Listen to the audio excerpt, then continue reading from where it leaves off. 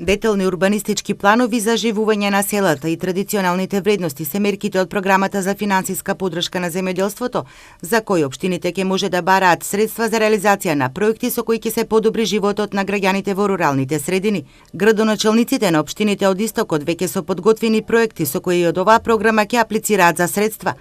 Општина Штип ќе бара пари за инфраструктурни проекти во Караорман, каде што имаме се уште инфраструктурни проблеми со реализација на неколку улици, асфалтирање, тампонирање, да се решат инфраструктурните проблеми, нормално овде и тротоари, улично осветлување, се што е потребно да ги санираме овие состојби во ова населено место, бидејќи во 21 век сакаме да се грижиме за граѓаните, да имаат подеднаков квалитет на живот во територијата на цела општина Штип. И општина Делчево ќе конкурира за средства. Имаме изготвено дел од овие проекти, значи рурални патишта, локални патишта кои што поврзуваат рурални места и другите околу системи за наводнување и други потреби на граѓаните на општина Делчево со кои што ќе аплицираме по овие мерки. Дури реализација на 3 проекти ќе бара рударската општина Пробиштип.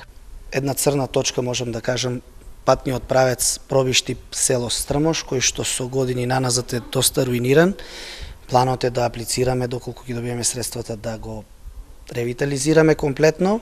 Конечно враќање во функција на киносалата во Пробиштип.